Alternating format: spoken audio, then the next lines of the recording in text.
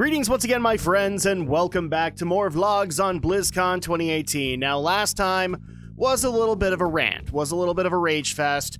I am happy to say that Diablo, even though it is kind of the cornerstone of controversy for the 2018 BlizzCon, all the other announcements really weren't that bad, and so we're going to go ahead and dive into the next one. Before we dive a little bit more into some disappointment, by tackling on Heroes of the Storm. For the record, Heroes is not the disappointment. The next one is going to be. So there's actually a lot to be able to take in here, but I'm just going to go ahead and start things off with the big announcement that was made at the opening ceremony, which was the first hero born of the Nexus, the first ever Heroes original character, Orphea, the heiress of the Raven Lord. Now, we'll get into her in a second, because a lot of her stuff wasn't actually covered until Saturday, but Friday actually had a lot of updates that are going to be coming, basically in what I believe they're calling the Heroes 3.0 patches. It's not even one patch, it's going to be a bunch of them. So they're going to be making tons of changes to Heroes, kind of like what they did with Heroes 2.0. They're making tons of changes. I'm going to go over them as best as I could, but a lot of it is just boring stuff that people, unless you're a diehard Heroes fan, you don't necessarily care about. But I'm going to point out the ones that I actually did like that they are going to implement into Heroes. And the first thing that I have to talk about with that is the role update. So they actually are going to, for those who have not played Heroes of the Storm and want to know kind of a little bit of the basics here, there are 4 roles within it. There is warriors, who are basically tank DP. Like, there's no such thing as a solid tank, and there's no such thing as a solid damage dealer within the current role system.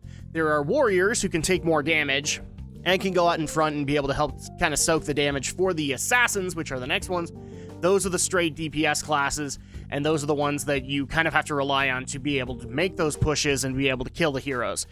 You also have support, which normally included both buffing characters as well as direct healers, and we also had specialists. And specialist was kind of a broad term in the fact that every specialist character was, well, its own toolkit in and of itself, and they really didn't know how to justify it aside from calling it a specialist. This made things kind of frustrating because each specialist, when you looked at their kits, as a brand new player or as a returning player after a while, they looked really intimidating. For example, I've never to this day picked up the Lost Vikings. I've wanted to from time to time, but the fact that you have to be able to control all 3 characters is always a daunting concept, and really, at the end of the day, if I'm going to play Heroes, I just want to snap my fingers and light people on fire. So instead, what they're going to do is that now there's going to be, instead of 4 main roles in the game, there are up to 6. I actually had to count it. There are up to 6, and here they are thus. You have straight up tank classes, which I think is actually a really great deal, because then you can separate out the more beefier looking ones but can still do a lot more damage to the solid ones that are strict tanks and that can actually take a whole lot of damage, but aren't necessarily bound to doing a whole lot of damage themselves. They're really supposed to be supporting the assassins, or in this case, with the addition of taking those fusion kind of characters and making them all bruisers.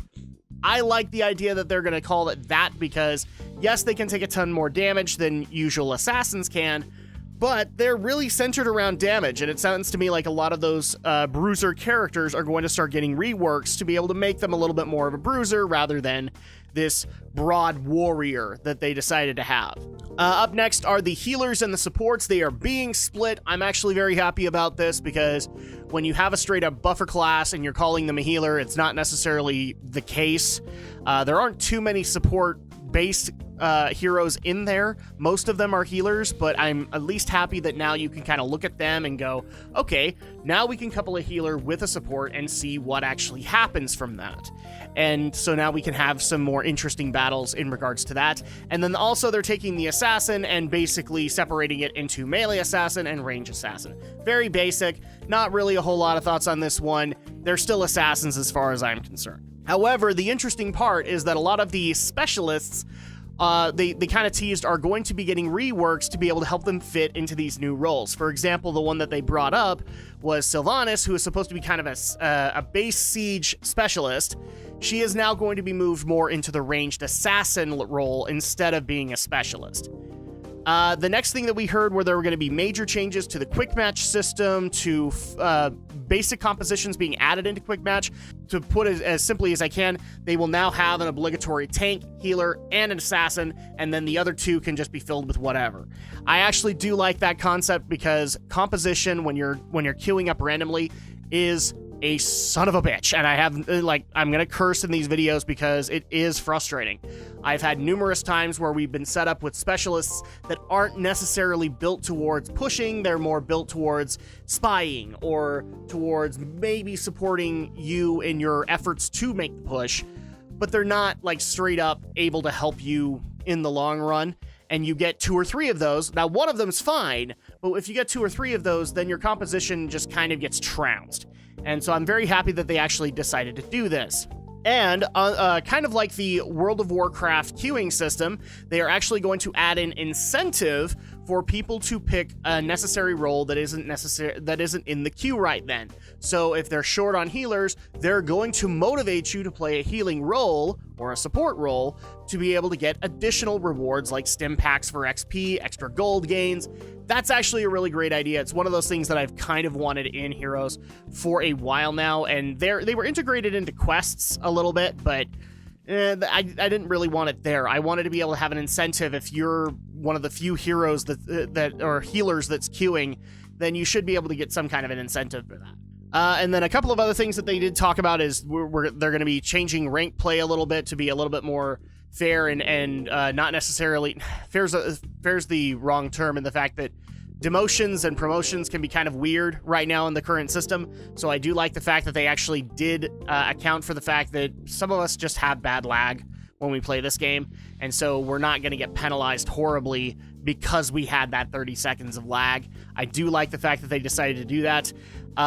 There's going to be a lot of hero reworks, and from what I could tell in the initial panel that they had, a lot of the classic heroes, like say Stitches, Raynor, Kerrigan, a lot of those heroes are set up for reworks, and I actually do like that idea. Some of those heroes like Arthas have been kind of lost in the shuffle. There are too many heroes to be able to acknowledge the originals unless they are as powered as everything that's coming in. So I do like the fact that they're going to rework a lot of the philosophy behind those. Like I said, Sylvanas is also going to be another one that gets a rework, but for example, they also said Stitches is going to get a rework and built more towards a tank and emphasizing his hook rather than just giving him a bunch of generic abilities that he's supposed to use on cooldown. There are also going to be a lot of gameplay updates. For example, tower ammo was removed, I think, last year, they said. So they're looking to basically reintegrate the no tower ammo option into other aspects of that particular battleground to help keep it interesting and keep the gameplay flowing. Experience changes is probably one of the big ones that I know a lot of people cheered for. A lot of the experience gains that you can get from towers and forts and keeps are now being redistributed to capturing mercenary camps, being able to camp some of the enemy soldiers. That was actually a really good idea in my opinion. I've gone into too many battles where merc camps are not properly utilized, and this is an incentive for people to use them properly.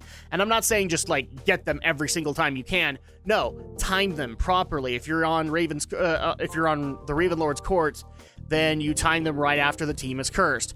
And that's the appropriate way to be able to do it so that the mercenaries can help you just plow through the remaining keeps. There's also going to be a major armor update, and this is going to affect a few of the support classes where heroes were able to stack armor a little bit.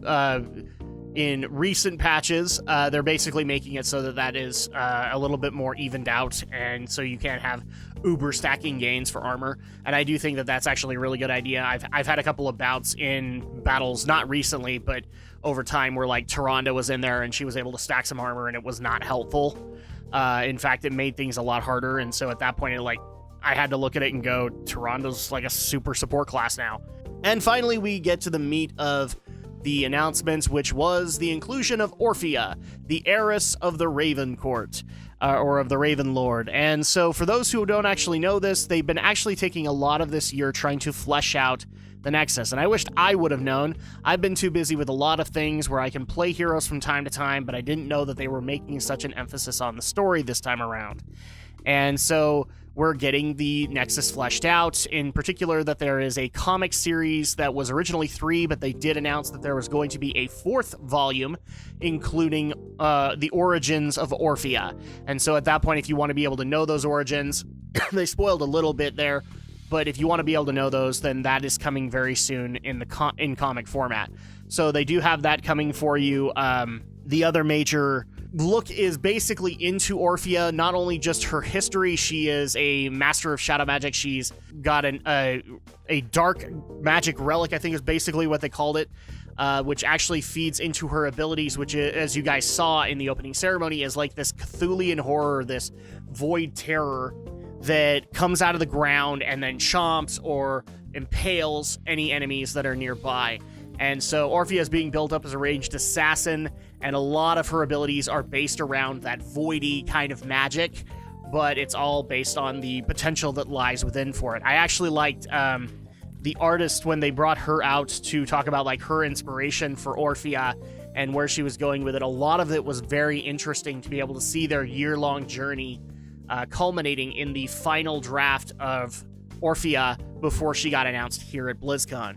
In particular, one thing I really did like was that a singular image that had been drawn out basically stayed from minute 1 to minute end, kind of composing what they feel makes up Orphea. And I'll see if I can actually track down the image so you guys can see it up on the screen. It actually is really good and does represent Orphea in her final product. And also, from what I can tell, in the building of her origin story, which, if you guys want to be able to know more about that, we didn't get too much. We know that she has some resentment for the Raven Lord, but a lot of that is because the Raven Lord is power hungry and trying to take control of the Nexus through the powers of the Dark Nexus. Like I said, there is a comic series that kind of delves more into it. I actually think I'm going to pick that up because I would love to be able to see what kind of story they're trying to tell with Heroes of the Storm, considering the fact that years ago it was basically considered to be a Blizzard Dota or a Blizzard All-Stars kind of thing. Now it actually has a story all of its own.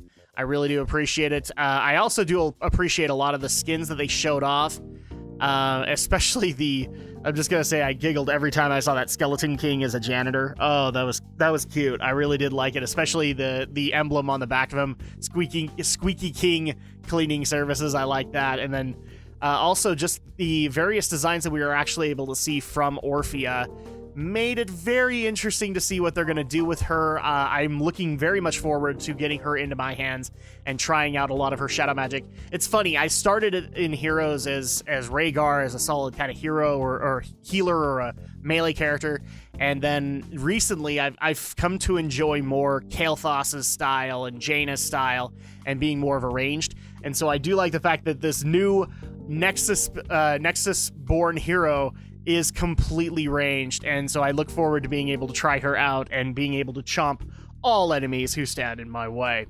But yeah, that's pretty much all that they had for it, so no new battlegrounds or anything like that. They're just doing a ton of balancing in the existing battlegrounds, and they already had, I think, up to 2 or 3 battlegrounds that had been announced this year alone, so it wasn't necessarily expected for a lot of people, and one of them, I think, was even a reboot of Hanamura. So the fact that we just got Orphea is more than enough as far as I'm concerned. My thoughts, I look forward to being able to play as Orphea. I liked a lot of the minor changes that they're looking to implement into the game with Heroes 3.0. In my opinion, a lot of those are very good ideas that work out not just for ranked play, but also in my case where I'm a filthy dirty casual and I can just come in whenever I can. So I'm looking forward to being able to go back into Heroes, and that's going to go ahead and do it for this video. When we come back next time, we're going to be taking on a little bit more of a boring subject, as we do actually have to take care of the other game that we weren't really expecting a whole lot from as we dive into StarCraft. We'll see you guys then.